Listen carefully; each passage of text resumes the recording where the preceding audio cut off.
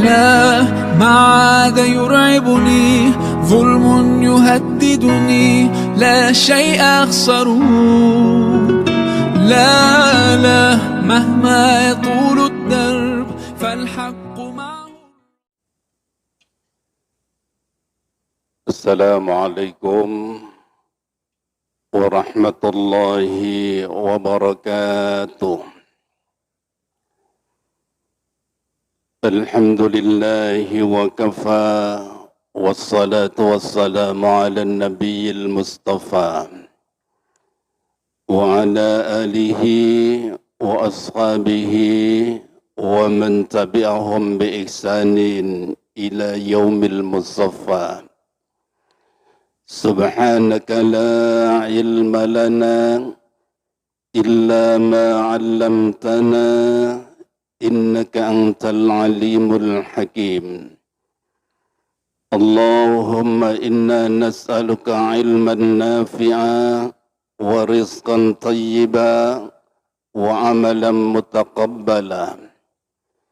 اللهم حبب إلينا الإيمان وزينه في قلوبنا وكره إلينا الكفر والفسوق والعصيان وجعلنا من الراشدين. أما بعد. Bapak Ibu hadirin hadirat, saudara kaum muslimin muslimat rahimakumullah. Maha suci Allah ingkang tasih membimbing lan menggerakkan manah kula lan panjenengan sami sehingga ing enjang menika kula lan panjenengan sami saged rawuh wonten ing majelis ingkang mulya niki saperlu thalabul ilm, mencari ilmu agama. Tidak banyak orang yang hari ini, pagi ini Allah takdirkan bisa hadir di masjid, bisa melaksanakan sholat tahiyatul masjid, bisa melaksanakan sholat qobliyah subuh, lantas sholat subuh berjamaah, kemudian duduk dalam satu majelis ilmu macam begini. Demi Allah, apa yang telah kita lakukan baru saja, itu nilainya jauh lebih berharga, lebih baik daripada dunia dan seisinya. Padahal di luar sana banyak orang-orang yang tertipu. Durung subuh kadang-kadang wis ning pasar, buka lapak, gelar dagangan, tujuannya nguber rizki, ojo popok maneh sholat qobliyah subuh, kadang-kadang sholat subuh pun ditinggal. Ini orang yang sedang tersesat, orang yang begini ini, Bu. Mudah-mudahan apa yang kita lakukan bisa istiqomah sampai akhir hayat. Bapak Ibu hadirin hadirat, saudara kaum muslimin muslimat rahimakumullah. Tema kajian subuh kali ini adalah tentang jangan asal mencela. Ini bagian dari akhlak. Tema ini berangkat dari penjelasan Allah Subhanahu wa taala di dalam surat Al-An'am ayat 108. A'udzu billahi minasyaitonir rajim. Wa la tasubbul ladzina yad'una min dunillah fayasubbullaha adwan bighairi ilm. Kadzalika zayyana likulli ummatin amalahum ilallahi marji'ukum jami'a fayunabbi'ukum bima kanu ya'malun. Wa la tasubbul ladzina yad'una min dunillah. Dan janganlah kalian mencela, mencaci maki sesembahan-sesembahan yang disembah oleh orang-orang yang menyembah selain Allah. Sebab jikalau itu kalian lakukan, fayasubbullaha adwam bighairi ilm, maka mereka akan balas dendam, mencela, mencaci maki Allah dengan melampaui batas dan tanpa ilmu pengetahuan. Bapak Ibu hadirin sekalian, penggalan ayat ini Allah melarang umat Islam jangan mencela sesembahan-sesembahan yang disembah oleh orang-orang yang menyembah selain Allah. Di dunia ini, selain agama Islam, itu banyak agama-agama yang lain. Di Indonesia ini selain agama Islam pun ada agama yang lain. Yang mereka sembah pun macam-macam. Kalau zaman dulu ada yang menyembah matahari, zaman dulu ada yang menyembah sungai, ada yang menyembah pepohonan. Bahkan di zaman Rasulullah pun orang-orang kafir Quraisy menyembah berhala. Sekalipun demikian, setiap kita umat Islam dipenging, ojo pisan-pisan mencela sesembahan mereka. Apa pertimbangannya? Sebab resikonya ini tinggi. Berat resikonya. Memang hukum asalnya kita mencela sesembahan mereka itu harus, wajib. Itu hukum semula begitu. Tapi kalau kita dihadapkan kepada persoalan plus minusnya, maka kaidah usul fikih mengatakan darul mafasid aula min jalbil masalih. Atau di dalam kaidah lain, darul mafasid muqaddamun ala jalbil masalih. Menolak kerusakan itu harus diutamakan daripada mengambil manfaatnya. Jadi mempertimbangkan resiko itu harus diutamakan daripada mengambil manfaatnya. Kalau kita mencaci maki sesembahan mereka, manfaatnya hampir tidak seberapa ada. Tapi konsekuensinya, resikonya hampir bisa dipastikan itu akan terjadi perang antar umat beragama. Coba saja di Indonesia ini tiba-tiba kita masuk ke gereja, kita bakar gerejanya, kita caci maki jamaahnya, hampir bisa dipastikan detik itu akan terjadi perang. Padahal manfaatnya mencaci maki sesembahan mereka enggak seberapa besar, tapi resikonya bisa perang antar umat beragama. Karena itu Islam melarang. Jangan mencela sesembahan-sesembahan yang disembah oleh orang-orang yang menyembah selain Allah. Nah, hadirin sekalian, sesungguhnya asbabun nuzul ayat ini, Ibnu Abbas pernah menceritakan satu ketika Abu Thalib, paman Rasulullah itu didatangi oleh beberapa orang kafir Quraisy. Mereka mengadu kepada Abu Thalib. Kata mereka, Tuan Abu Thalib, bahwa iya ponakanmu yang namanya Muhammad dan para sahabatnya itu pengin dong, larang dong, jangan sampai mencela sesembahan kami. Biarkan kami menyembah berhala-berhala kami. Karena itu yang dilakukan oleh nenek moyang kami ratusan tahun yang silam.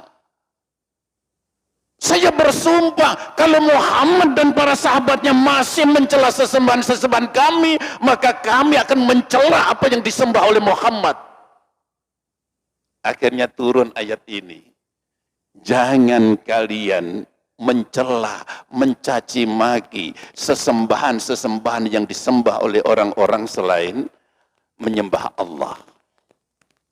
Nah, hadirin sekalian, yang hendak saya katakan dari penggalan ayat ini banyak hikmah, banyak pelajaran yang mesti kita ambil. Yang pertama, jangan mencela Allah. Jangan mencela Allah.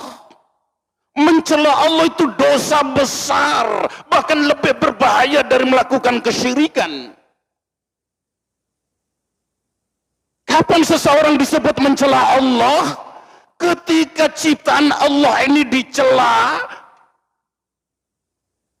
itu sama halnya dengan mencela Allah.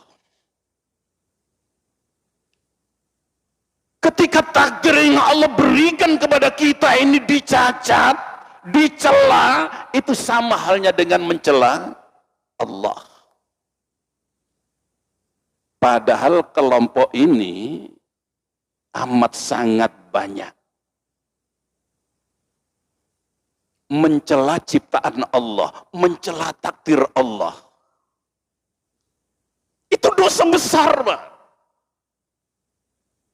Nyuwun sewu, mohon maaf, sampai detik ini masih banyak orang yang takut dengan bulan-bulan tertentu, takut dengan hari-hari tertentu, takut dengan hitungan-hitungan tertentu, padahal semuanya ini adalah ciptaan Allah. Kalau itu terjadi, berarti dia telah mencela Allah.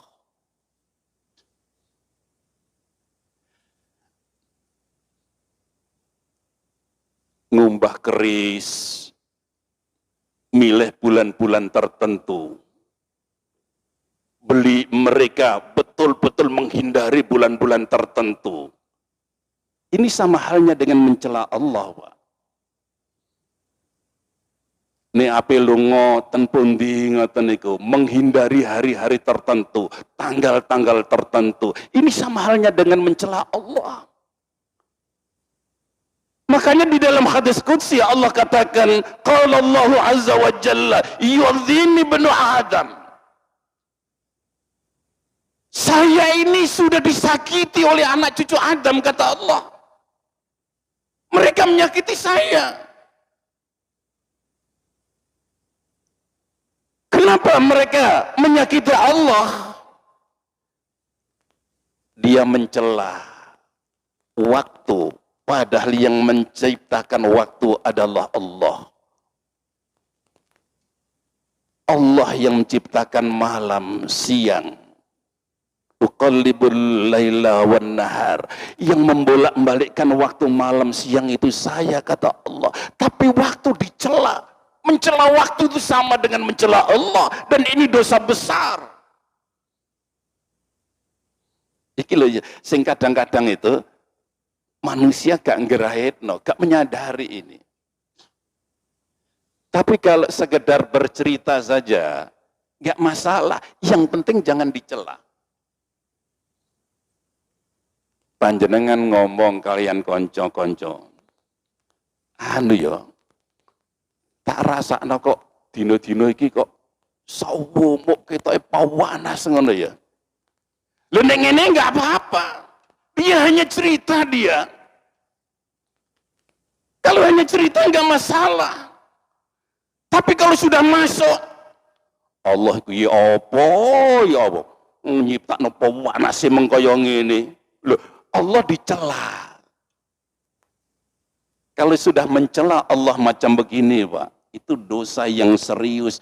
Bahkan dosa ini lebih berbahaya dari melakukan kesyirikan. Harus saya katakan, akhir-akhir ini orang-orang yang mencela Allah, mencela agama Islam, mencela umat Islam itu luar biasa dahsyat. Orang-orang yang non-Islam itu dari dulu sampai sekarang menfitnah agama Islam, menfitnah umat Islam, dituduh macam-macam. Mereka enggak beragama Islam, berarti dianggap itu biasa oleh mereka. Padahal ancamannya serius ini, Pak. Innal ladzina yu'dzuna Allah wa rasulahu la'anahumullahu fid dunya wal akhirah wa 'adda lahum 'adzaban muhina. Sesungguhnya orang-orang yang menyakiti Allah dan Rasulnya maka akan dilaknat oleh Allah dunia dan akhirat, dan Allah sudah sediakan bagi mereka azab yang sangat hina. Karena itu untuk kita umat Islam, Pak, ketika kita menerima takdir apapun di dunia ini, belajarlah untuk ikhlas dan libatkan Allah. Takdir apapun di dunia ini, libatkan Allah. Kalau seandainya panjenengan naik motor kemudian kecelakaan, begitu kecelakaan, inna lillahi wa inna ilaihi rajiun. Sesungguhnya kami ini milik Allah dan kita ini akan kembali kepada Allah, sehingga hati ini lapang, Pak. Gak nyalahno wong liya. Bahkan kalau seandainya rumah kita terbakar sekalipun, kembalikan kepada Allah, libatkan Allah, nanti legowo. Hati ini ikhlas, plus ridho, Pak. Orang ridho itu ya macam ada sungai mengalir yang deras gitu. Wis nggak ada hambatan, los saja. Nanti akan mendatangkan ketenangan jiwa itu. Rumah terbakar, kenapa harus gulung-gulung, teriak-teriak, nangis, nyalain itu, nyalain ini, segala macam. Itu malah nanti jadinya stres. Yakinlah bahwa ini adalah sudah kehendak Allah. Sesungguhnya kami ini milik Allah. Rumah kami ini milik Allah. Anak kami ini milik Allah. Dan suatu ketika pasti Allah akan ambil. Itu harus ditanamkan dengan yakin. Panjenengan melaku-melaku, datangi dei kulite gedang, keplayet, ngeblak. Lu gak usah, Pak, kemudian mencaci maki, kurang ajar, sapa sing buat sembarangan, lah malah stres nanti. Sudah, kembalikan kepada Allah, libatkan Allah. Inna lillahi wa inna ilaihi rajiun. Bahkan tanda-tanda orang jahiliyah itu, orang lemah iman itu, jikalau dia mendapatkan musibah, dia sikapi dengan berlebihan. Ada keluarganya yang wafat, dia nangis, teriak-teriak histeris. Sampai kepalanya ini dibentur-benturkan tembok. Macam jahiliyah dulu. Bajunya dirobek-robek, dia gulung-gulung. Ini menandakan bahwa dia orang jahiliyah ini. Orang yang gak paham Islam. Orang yang imannya itu cekak. Nggak usah disikapi begitu. Jadi ingat, jangan pernah mencela Allah. Yang kedua, hadirin sekalian, jangan mencela Rasulullah dan para sahabatnya.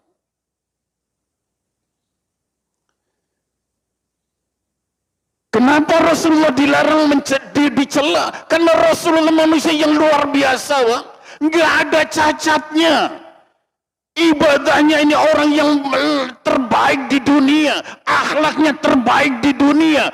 Bahkan Allah saja sudah menyanjung, wa innaka la'ala khuluqin azim. Sesungguhnya engkau Muhammad sungguh memiliki akhlak yang sangat luhur. Sangat agung. Loh, Allah saja nyanjung. Hadirin kaum muslimin, lagi-lagi kita lihat orang-orang non-Islam itu.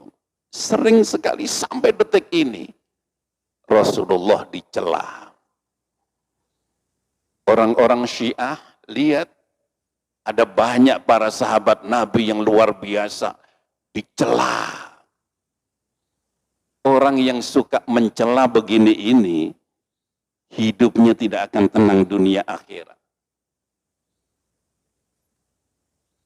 Termasuk jangan mencela syariat yang Allah datangkan lewat Rasulullah kepada kita umatnya. Jangan syariat Islam itu dicela, apapun isinya. Jangan mencela sholat, jangan mencela puasa, jangan mencela syariat-syariat yang lain. Allah datangkan syariat ini sudah sangat sempurna. Dungono itu seringkali diudak-udak kalian orang-orang tertentu, oknum tertentu ini.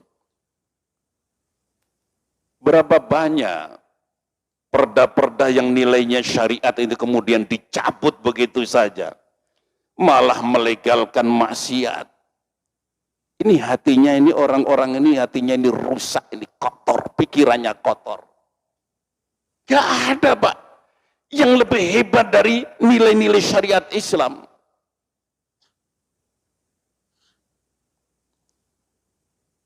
Konde lebih indah daripada cadar. Ini kan kurang ajar ini. Syariat Islam dilecehkan.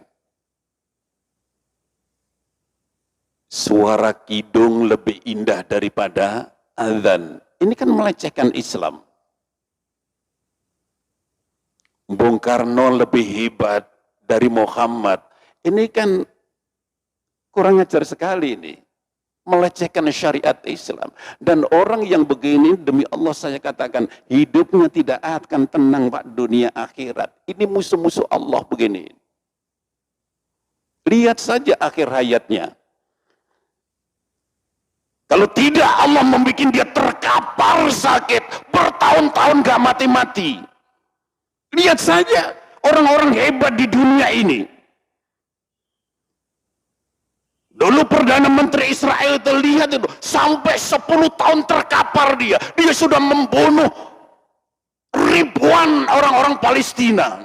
Tapi Allah menunjukkan tanda-tanda kekuasaannya. Lihat, terkapar.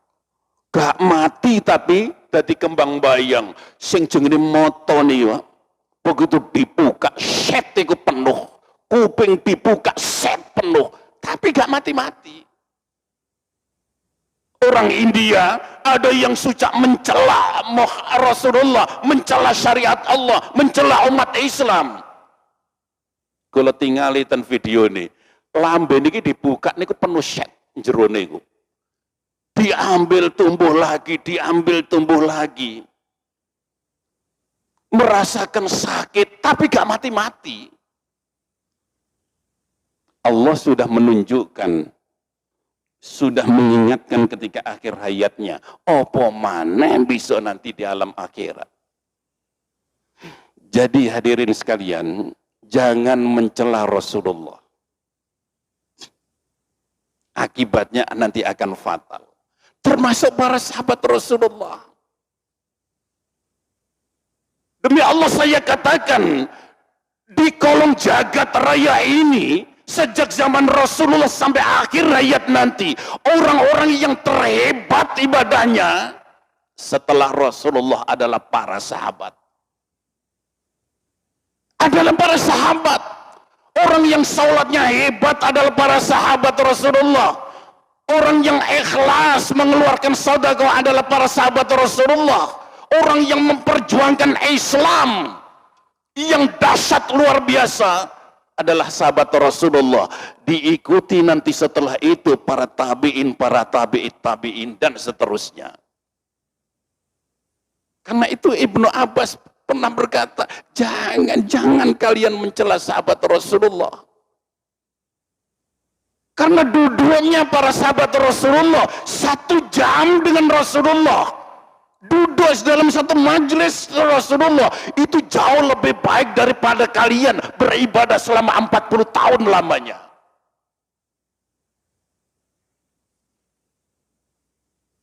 Ibnu Umar menyatakan, jangan kalian mencela sahabat Rasulullah. Demi Allah saya katakan, 1 jam duduknya para sahabat Rasulullah itu jauh lebih baik daripada kalian beribadah seumur hidup. Para sahabat Rasulullah urip saja di dunia, Pak. Allah sudah mengabarkan mereka calon penghuni surga. Bilal saja masih hidup, terompahnya sudah kedengaran di surga. Iku wong isih urip.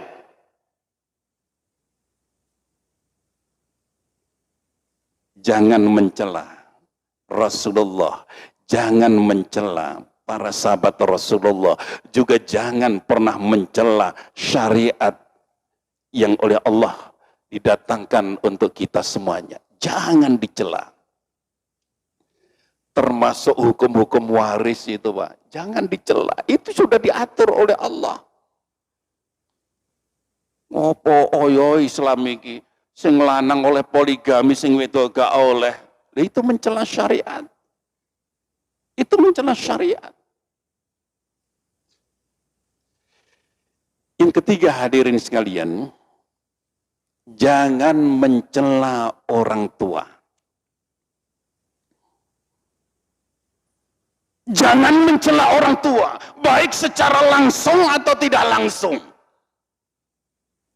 Mencela orang tua secara langsung, orang tua memang dicaci maki. Berapa banyak kasus gitu nih? Orang tuanya sendiri dicela, dicaci maki. Bahkan banyak kasus-kasus orang tuanya sendiri ditampar, ditendang. Bahkan banyak kasus orang tuanya sendiri dibunuh. Na'udzubillah, thumma na'udzubillah. Ini dosa besar. Termasuk mencela orang tua itu dalam hadis Rasulullah, inna min akbaril kabair ayyal'anar rajul waliday. Sesungguhnya dosa yang terbesar dari dosa yang besar adalah orang yang mencela orang tuanya sendiri. Para sahabat bertanya, ya Rasulullah, apa mungkin ya Rasulullah ada anak yang mencela orang tuanya sendiri? Iya.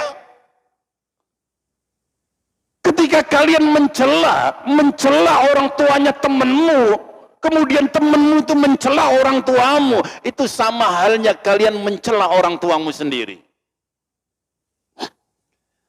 Ada si A sama si B, gojlok-gojlokan, Pak, sampai memanas.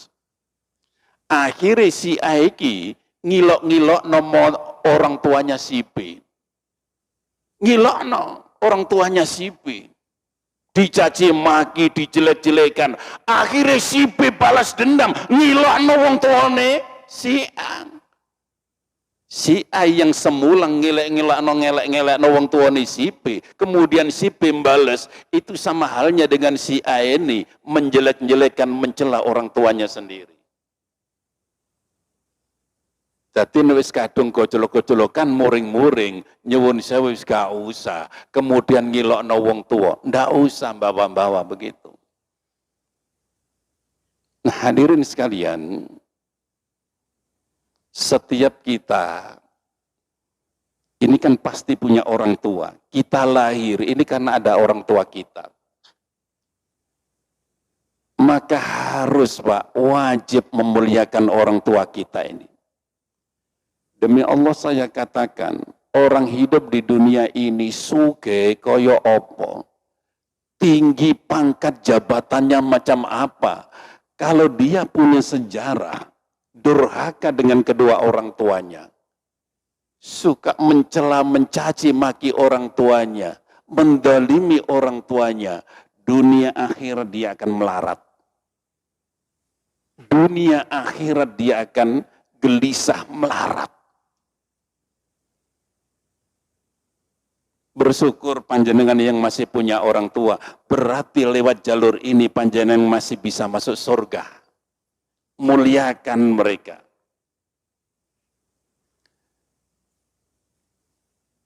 Ketika kita masih ketunggunan orang tua kita punya hak, Pak. Ketika ada rapat misalnya, berikan kesempatan terlebih dahulu kepada orang-orang tua kita untuk berpendapat. Bahkan kalau seandainya kita mau bagi jajan segala macam, berikan dulu kepada orang-orang tua. Jangan dianggap orang tua ini nggak ada. Wayai rapat wis gak diminta pertimbangan belas wong-wong tua iki. Nggak boleh, Pak. Mereka tetap punya hak. Dengarkan nasihat mereka. Orang-orang yang lebih sepuh ini. Hadirin kaum muslimin rahimakumullah. Yang ketiga, yang keempat, jangan mencela penyakit. Jangan pernah mencela penyakit. Yang mendatangkan penyakit itu Allah. Yang mengangkat penyakit ya Allah.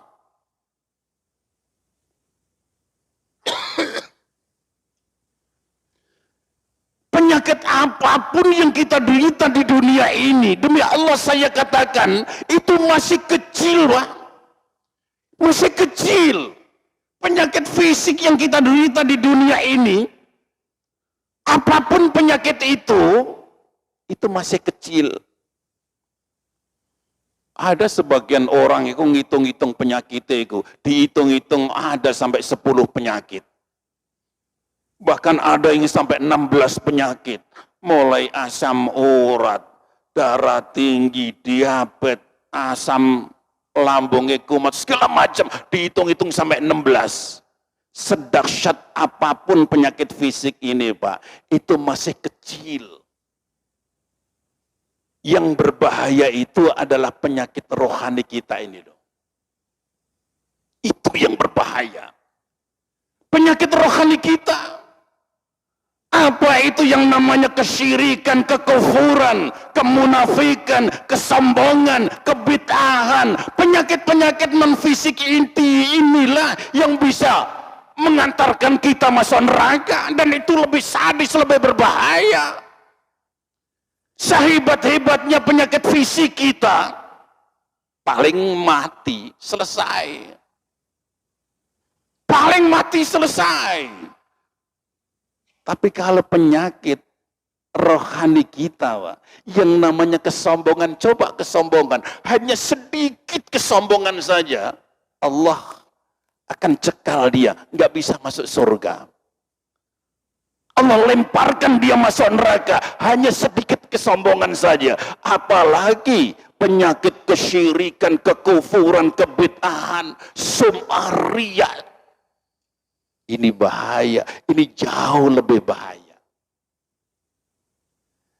Karena itu, kita sering-sering mendengarkan nasihat agama macam begini. Di antara manfaatnya, agar penyakit-penyakit rohani kita itu hilang. Dengan ngaji macam begini, mendengarkan nasihat-nasihat agama macam begini, nanti akan hilang, sombong hilang, bakhil hilang, riya hilang, kebid'ahan, kekufuran, kesyirikan. Kita belajar untuk memusnahkan semuanya ini. Nggak usah menganggap serius penyakit-penyakit badan kita ini. Perhatikan penyakit-penyakit batiniah kita ini loh. Jangan sampai mati kita bawa. Selanjutnya hadirin sekalian, jangan mencela orang yang sudah wafat. Jangan mencela orang yang sudah wafat. Rasulullah melarang itu, la tasabbul amwat fa innahum qad afdau ila ma qaddamu. Jangan kalian mencela orang-orang yang sudah wafat. Karena mereka sudah melakukan apa yang mereka lakukan. Orang itu kalau sudah wafat, punya aib macam apapun kita kuat, ya orangnya sudah wafat. Idza mata sahibukum fad'u wa la taqa'u fi. Jikalau ada di antara sahabat kalian, sanak kerabat kalian, tetangga kalian kok kemudian wafat, doakan mereka, jangan dijelek-jelekan. Bahkan kalau panjenengan ngetusi jenazah, Pak, kok si jenazah itu ada ciri khusus, aib di badannya, nggak usah kemudian panjenengan cerita ke orang lain. Nggak usah. Ada tetangga kita yang perangainya jelek, wafat kemudian dia, nggak usah kemudian diceritakan kejelekannya kepada orang lain. Kecuali dalam rangka mengambil hikmah di balik itu. Kecuali dalam rangka mengambil hikmah. Para kiai, para ulama kita menjelek-jelekkan Fir'aun. Kenapa? Kan memang jelek. Untuk apa mereka dijelekan? Dia dijelekan dalam rangka mengambil hikmah. Iki lo tindakan Fir'aun dulu itu. Dia saja orang yang kejam, orang yang begini. Kita ceritakan kepada anak-anak cucu kita. Biar faham anak-anak cucu kita. Korun, kita ceritakan kejelekan Korun. Dalam rangka apa? Biar faham anak-anak cucu kita ini. Bahwa Korun dulu itu pernah hidup. Karakternya orangnya begini. Kita ambil hikmahnya. Jangan dong niru sama dia. Jadi nggak boleh, Pak. Nggak boleh kita membuka aib orang-orang yang sudah wafat. Kita tutup aibnya. Kita tutup aibnya. Jangan sampai diumbar kepada siapapun. Kalau kita menutup aib, baik orang yang masih hidup, apalagi orang yang sudah wafat, maka Allah berjanji aib kita akan ditutupi oleh Allah. Kejelekan kita akan ditutup oleh Allah. Gak sampai orang lain tahu. Jadi jangan mencela orang yang sudah wafat. Kemudian selanjutnya, ada hadis yang menyatakan jangan kalian mencela binatang. Dalam satu hadis khusus Rasulullah katakan, jangan kalian mencela ayam jago katanya. La tasabbuti, jangan kalian mencela ayam jago kata Rasulullah. Kenapa? Karena ayam jago itu yang membangunkanmu sehingga kalian bisa sholat tahajud.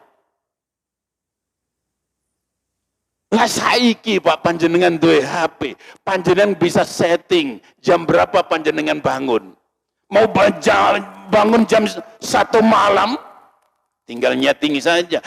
2 malam, tinggal nyeting saja. Tapi kalau zaman dulu, zaman Rasulullah, zaman mbah-mbah kita dulu, lekat duwe HP yang membangunkan mereka untuk bisa sholat tahajud.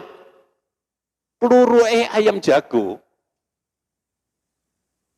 Allah berikan macam insting saja. Loh kok ya iso ayam-ayam jago itu. Tiap kali jam 2:30 otomatis mereka keluruk bersamaan.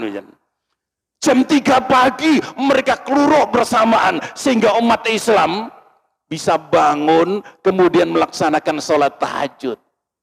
Karena itu Rasulullah melarang. Jangan kalian mencela ayam jago. Hadisnya ada.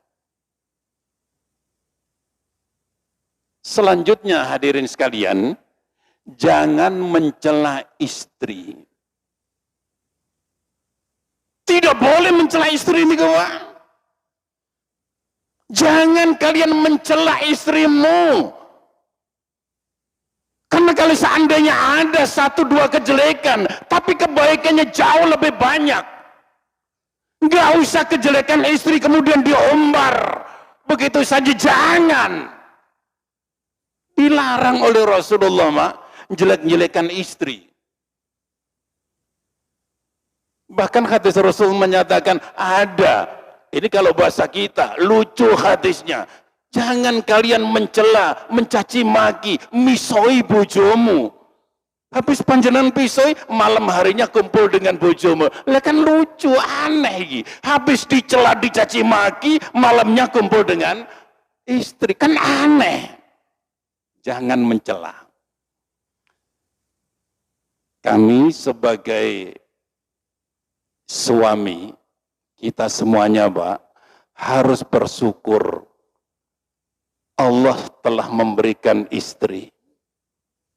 Jangan disia-siakan. Caranya mensyukuri atas kehadiran istri itu apa? Banyak. Yang pertama, berikan dia kesempatan untuk mencari ilmu agama. Bimbing istri kita. Jangan kita punya istri itu mulek saja. Dari dapur, kasur, sumur, mumet aja. Punya istri nggak bisa, nggak diberikan kebebasan untuk mencari ilmu agama, tidak diberikan izin untuk duduk dalam satu majelis ilmu macam begini. Dia sekat itu istrinya sehingga menjadi istri yang nyon sewu, yang bodoh masalah ilmu agama. Istrinya nggak paham caranya sholat yang benar itu bagaimana, caranya puasa yang benar itu bagaimana. Istri nggak paham ketika datang bulan itu dia larangannya apa, nggak paham. Istri kita saking nggak boleh datang untuk majelis taklim, tidak diberikan kesempatan untuk duduk dalam satu majelis taklim, sampai istri kita bodoh masalah ilmu agama, gak bisa ngurus caranya anak dengan baik dan benar. Ini kesalahan fatal Pak. Jadi caranya mensyukuri kehadiran istri kita, berikan kesempatan istri kita untuk belajar ilmu agama. Berikan kesempatan. Jangan biarkan istri kita itu bodoh masalah ilmu agama. Kalau panjenengan bisa didik secara langsung, didik secara langsung. Kalau tidak bisa didik secara langsung, ayo ajak bareng-bareng macam begini, duduk dalam satu majelis ilmu. Lu kudu ngoten Pak. Tapi kalau panjenengan membiarkan istri panjenengan bodoh, nggak paham ilmu agama karena panjenengan larang keluar, itu mengkufuri nikmat Allah. Itu mengkufuri nikmat Allah. Kawal ajak keluarga ini. Ya apa caranya keluarga ini menjadi keluarga calon penghuni surga nanti. Termasuk cara mensyukuri adanya istri. Berikan kebutuhan sehari-hari. Berikan kebutuhan. Bila perlu panjenengan berikan kebebasan. Yang penting si istri ini amanah. Bu, panjenengan silakan ambil duit saya Bu di dompet, terserah panjenengan. Yang penting panjenengan amanah. Lu kudu ngoten. Aja istriku tiap kali njaluk duit istrinya itu, suaminya, koyok ngemis sih. Koyok ngemis. Saya sering ketemu begitu itu Pak. Ditutoy sama istrinya. Pak, aku njaluk duit Pak. Ngopura-pura gak denger, ngaleh enggon. Ditutno maneh. Ngeringi gitu, koyok-koyok gak kerungu. Jangan begitu Pak. Sebelum istri minta, kasih dia. Itu tanda bersyukur kita dengan adanya istri ini. Kalau sakit perhatikan kebutuhannya. Nah, hadirin sekalian, ayat ini diakhiri oleh Allah termasuk mencela makanan Bu, nggak boleh Bu. Pak, mencela makanan. Abu Hurairah pernah menyatakan Rasulullah selama hidup itu tidak pernah mencela makanan. Kalau dimasakkan oleh istrinya, kok beliau mood untuk memakan, dia makan. Beliau makan. Tapi kalau nggak suka, nggak dicela. Ya gak dimangan gitu aja. Nggak usah kemudian istrinya dibisuin teh ngamek. Gak usah. Bu sampean iki apa sih masak rawon kok rasane kaya peceren ngene. Sampean iku merem ta masake. Cek nemen gobloke cek arek iki. Lah gak usah, Bu. Gak usah begitu, Pak. Kalau gak suka ya gak usah dimakan. Ucapan ini sangat menyakitkan. Apalagi terhadap istri sendiri, menyakitkan. Kalau seandainya kita nggak suka makan, ya nggak usah dimakan. Pak, apa-apa gak dimakan? Ya, sampean coba dewe, Cik. Kan nyoba dewe, gak usah kemudian disipisui, Pak. Napa malih nek panjenengan marung, wah ini malah sensitif nih. Marung makan, dan rasane iku gak karuan kabeh malah kada. Kok panjenengan misoi wong sing dodol, lha iso gegeran temen iki. Kok niku goblok gak iso masak ana buka warung, iso gegeran temen, Pak. Gak usah kemudian ngaten niku. Kalau nggak suka, ya wis diduwi tinggal, nggak usah kemudian dicela makanan itu. Bisa nggak ano geger itu nanti. Ayat ini diakhiri oleh Allah, kadzalika zayyana likulli ummatin amalahum. Demikian itu kami jadikan sebagian umat itu ada yang merasa baik amal perbuatannya. Ilallahi marji'ukum jami'a. Kepada Allah mereka nanti akan kembali. Fayunabbi'ukum bima kanu ya'malun. Kemudian Allah pasti akan menjelaskan, menerangkan apapun yang telah kalian lakukan. Hadirin sekalian, setiap kita ini pasti akan wafat, Pak. Kita hanya tinggal tunggu waktu saja, tunggu giliran saja. Satu ketika akan menghadap Allah Subhanahu wa Ta'ala. Setiap kita akan wafat. Sering saya katakan, kematian seseorang itu tidak bisa dipikir, dianalogikan. Kayak matematik itu nggak bisa. Habis 1, 2, habis 2, 3 nggak bisa. 1 tambah 1, 2 nggak bisa begitu. Kematian itu sesuatu yang sangat misterius. Panjenengan duwe dulur 5, tidak ada jaminan bahwa yang akan wafat itu dulur sing paling tua. Nggak ada jaminan. Bisa saja dulur sing paling 6 wafat duluan. Bisa saja dulur sing tengah wafat duluan. Suka-suka Allah. Berapa banyak orang tua punya anak, mestinya menurut logika kita, menurut matematik, sing mati ku mestinya wong tuane dhewe, dhisik wong dia lebih tua. Ternyata enggak. Banyak orang tua punya anak, lah anake dhisik sing mati malah. Kalau sudah paham, sudah yakin bahwa kematian itu sesuatu yang misterius, bisa sewaktu-waktu, bisa kapan saja. Yang paling penting adalah persiapan bekal untuk kematian ini loh, Pak. Itu yang paling penting. Dan ingat, berjuanglah untuk husnul khatimah. Sebab Rasulullah katakan innamal a'malu bil khawatim. Sesungguhnya amal perbuatan manusia itu tergantung akhir hayatnya. Orang yang ahli ibadah, beribadah puluhan tahun, tidak ada jaminan bahwa akhir hayatnya dia akan menjadi husnul khatimah. Zaman Rasulullah saja sudah pernah terjadi, Pak. Sudah pernah terjadi.